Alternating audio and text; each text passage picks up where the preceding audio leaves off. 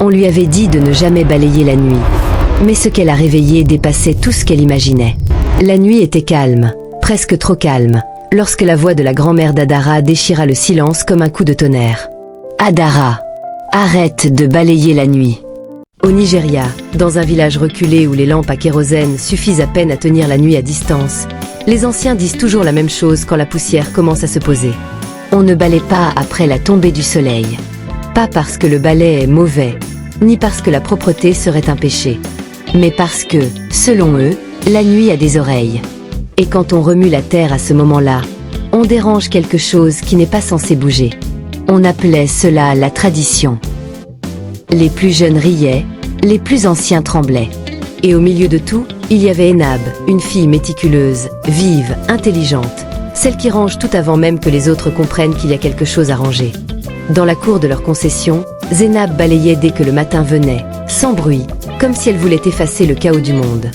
Elle ne le faisait pas seulement par habitude, elle le faisait comme on récite une prière. Quand la poussière disparaissait sous les coups de balai, elle avait l'impression que la journée allait se dérouler correctement. Mais le soir, c'était différent. Ce soir-là, alors que le ciel s'assombrissait et que la chaleur restait accrochée au mur en banco, Zénab avait fini son dîner tardif. La maison sentait le savon, les épices, et ce mélange de fatigue et d'espoir qu'on trouve dans les familles où l'on se serre les coudes. Sa mère, Amina, étouffa les derniers mots d'une conversation banale et rentra pour rassembler ce qu'il restait de la journée. Et sa grand-mère, Erelue, apparut comme une ombre dans la lumière vacillante de la lampe. Elle ne cria pas tout de suite. Elle n'en avait pas besoin. Sa voix traversa la cour et s'imposa. « Zénab, n'essuie pas la poussière quand la nuit est déjà là. » Zénab leva les yeux, agacée. « Maman, grand-mère, c'est juste des miettes de terre. La poussière ne mord pas. » Erelue secoua la tête. « Tu ne comprends pas. La nuit écoute. » Et quand elle entend un balai, elle répond. Amina prit la parole, plus doucement, comme pour empêcher la dispute de grandir. Ta grand-mère parle de ça depuis des années. On ne sait jamais. Le village a payé des prix autrefois. Zénab voulait rire. Elle voulait dire que les prix, c'étaient les gens qui les payaient, pas la nuit. Mais au fond, elle n'aimait pas la façon dont grand-mère disait répondre. Alors, Zénab posa son balai contre le mur et attendit que la maison se calme. Cependant, sa peau sentait déjà quelque chose. Pas une peur nette, plutôt une sensation d'air trop immobile, comme si le village retint sa respiration pour écouter. Plus tard, quand le silence devint épais, Zénab se glissa dehors. La cour n'était pas sale, pas vraiment. Mais il y avait une fine couche de poussière au bord des dalles. Un petit désordre. Un détail qui l'empêchait de respirer correctement. Elle se parla à elle-même. « Je ne fais rien de grave. Je balaie à peine. C'est propre, c'est tout. » Et elle sortit le balai. Le premier coup effaça un filet de poussière. Le deuxième fit disparaître des traces de feuilles mortes. Le troisième, et Zénab se sentit presque soulagée, comme si elle remettait le monde à sa place. La lune était haute. Les ombres, longues, s'étiraient sur le sol comme des doigts qui cherchent à toucher. Zénab inspira. Puis, entre deux coups de balai, elle entendit quelque chose. Pas un bruit humain. Un son très léger, presque imperceptible, comme si quelqu'un soufflait au creux de son oreille, un souffle qui n'avait aucune source. Elle s'arrêta. Son cœur fit un bond. Elle posa sa main sur le manche du balai, et, dans le noir, la sensation de froid lui remonta dans le bras. « Qui est là ?» demanda-t-elle, sans vraiment y croire. Rien. Juste le vent, enfin, ce qu'elle croyait être le vent. Elle reprit. Et dès qu'elle reprit, le souffle revint. Plus près, plus intentionnel. Zénab serra les dents. Là, c'est bon. C'est ma fatigue. Les histoires de grand-mère font du théâtre dans ma tête. Elle balaya encore quelques minutes, puis s'arrêta et rentra, déterminée à se dire que rien n'était arrivé. Mais à l'instant où elle franchit le seuil, ses yeux se posèrent sur la lampe à huile. La flamme vacillait, non pas comme une flamme normale, non pas comme quand il y a un courant d'air. Elle vacillait comme si une respiration énorme passait juste au-dessus. Zénab s'immobilisa. La flamme se redressa d'un coup, longue, fine, rougeâtre, presque vivante. Puis, comme si la nuit se fatiguait de montrer, elle redevint ordinaire. Pour rassurer son propre esprit, Zénab se força à dormir. Elle n'y parvint pas. Les jours suivants, tout sembla plus lent. Pas d'une façon spectaculaire. Rien qui prouverait, devant tout le monde, qu'il y avait un mal. Mais des choses s'accumulaient. À l'école, Zénab oublia ce qu'elle savait la veille. Elle se trompait sur des calculs simples. Elle lisait et relisait sans comprendre pourquoi ces mots glissaient. Au marché, les gens détournaient légèrement le regard quand elle passait. Amina a dit que c'était dans la tête de Zénab, que les gens sont superstitieux et cherchent toujours un sens. Mais Amina, elle, changea aussi. Elle se mit à parler moins. Elle rentrait plus vite. Et chaque soir, elle demandait à Zénab, « Tu as balayé dehors ?» Zénab répondait non.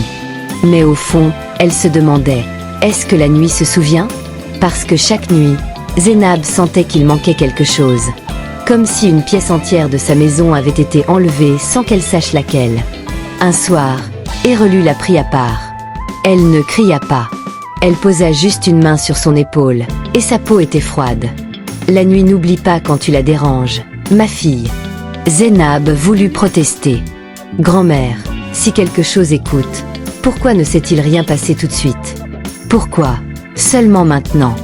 Erelu fixa la cour, là où l'ombre semblait plus sombre que le reste. Parce qu'elle teste. Elle observe. Puis elle réclame. Ce soir-là, Zénab sortit tard pour jeter un peu d'eau, seulement pour que la cour ne sente pas la poussière. Elle n'avait pas pris le balai. Elle voulait prouver que ce n'était pas le balai. Elle sortit, sans bruit. Et elle sentit immédiatement la présence. Pas visible, mais réelle. Quand elle se retourna, il n'y avait personne. Quand elle regarda devant elle, tout semblait normal. Mais elle entendit le souffle encore, cette fois, derrière son cou. Comme si la nuit s'approchait pour parler sans voix. Zénab recula d'un pas. Une ombre remua dans le coin le plus sombre. Elle cligna des yeux. L'ombre sembla grandir, puis se rétracta, comme une fumée vivante qui hésite. Zénab voulut rentrer en courant. Mais au même moment, elle entendit un appel. Zénab. Ce n'était pas la voix de sa mère. Ce n'était pas celle de sa grand-mère. C'était une voix plus ancienne, plus creuse, comme un message enfermé dans un puits. Zénab se figea. Non, murmura-t-elle. La voix revint, plus proche. Tu as ouvert. Zénab s'essuya les mains sur son pagne, comme si la peur devait sortir par la peau. Elle rentra. Elle ferma la porte à clé. Elle plaça même une chaise contre la poignée, comme si une chaise pouvait retenir la nuit. Mais pendant qu'elle se mettait à prier, la flamme de la lampe redevint rouge. Pas fort, pas longtemps, juste assez pour lui faire comprendre que quelque chose est là. Les choses s'aggravèrent. Les nuits devinrent lourdes. Le sommeil ne guérissait plus. Zénab faisait des rêves qui n'étaient pas des rêves. Elle était consciente, mais incapable de bouger. Dans chaque rêve, elle balayait la cour. Sauf qu'à la place de la poussière, le balai touchait quelque chose de tiède, de vivant. Elle se réveillait en sursaut avec un goût amer dans la bouche. Une nuit, elle sentit sa chambre changer d'air. L'air s'ouvrait. Elle entendit un grattement au sol, comme des ongles qui testent les dalles. Sa couverture glissa. Elle ne l'avait pas bougé. Une sensation froide lui effleura la joue, comme une main qui n'a pas de peau. Zénab se recroquevilla. « S'il te plaît, arrête !» Personne ne répondit. Mais elle entendit le rire, un rire très bas, déformé, comme si on riait au fond d'une gourde. Le village finit par parler. Pas à cause de preuves. Les gens n'ont jamais de preuves. Ils parlent parce qu'ils voient des trous dans la vie des autres, des absences, des silences, des pertes de force.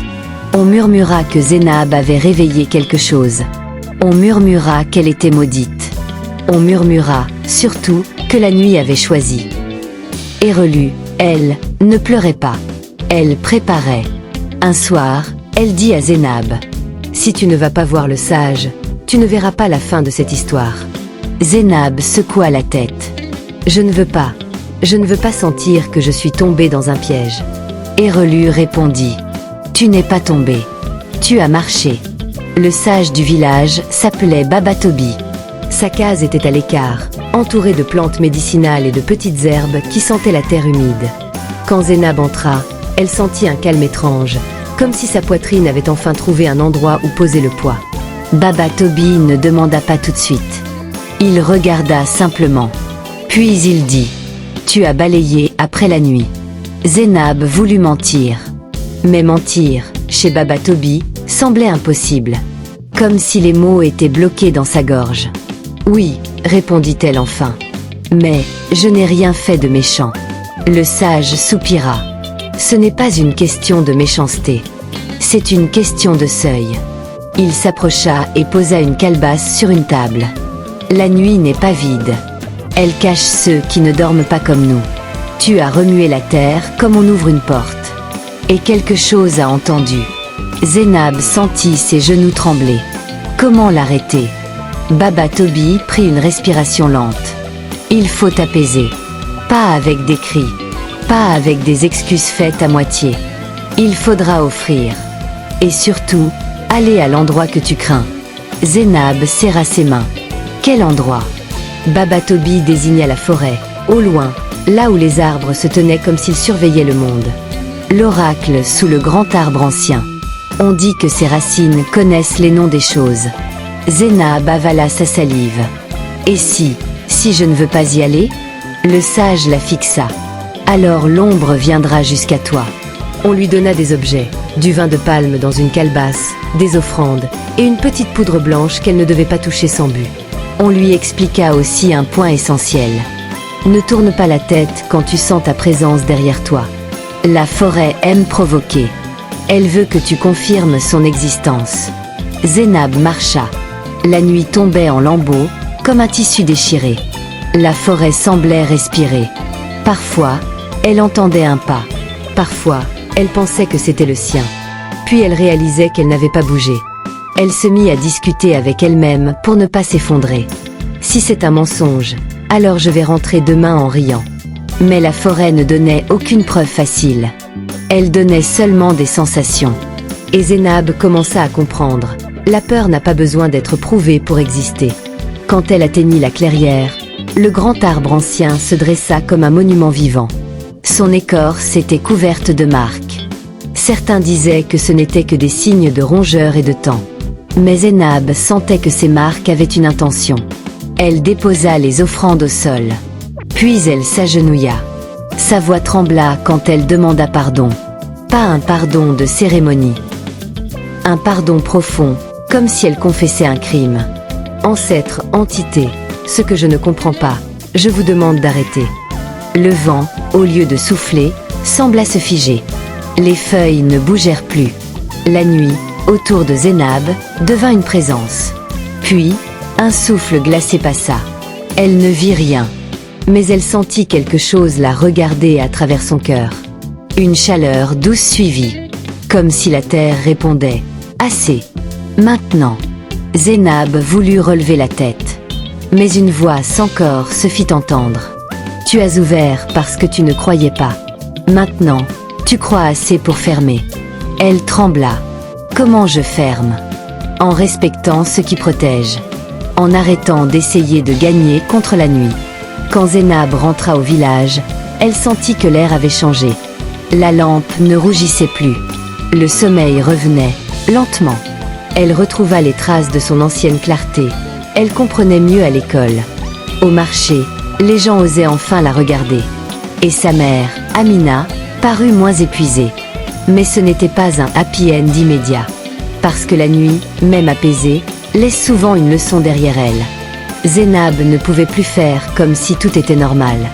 Elle devait apprendre à vivre avec les frontières invisibles. Et elle comprit quelque chose d'effrayant mais libérateur. Les interdits n'étaient pas là pour la contrôler. Ils étaient là pour éviter que la vie de quelqu'un bascule. Les anciens, parfois, veulent vérifier que la paix est vraie. Après quelques lunes, une nuit calme revint. Zénab était bien. Trop bien. Et c'est là que la tentation arriva. Une poussière fine s'était déposée près des dalles. Zénab pensa. Je suis guérie. Je sais. Je peux juste, une fois, sans balayer toute la nuit. Un petit coup. Elle prit le balai. Elle sentit la chaleur dans sa poitrine changer. Elle entendit un souffle. Une voix presque douce murmura. « Tu vois, tu reviens toujours. » Zénab lâcha le balai. Elle eut les larmes aux yeux. Cette fois, elle ne se battit pas contre la peur. Elle la respecta. Elle alla plutôt chercher une autre tâche pour occuper ses mains. Et elle laissa la nuit tranquille.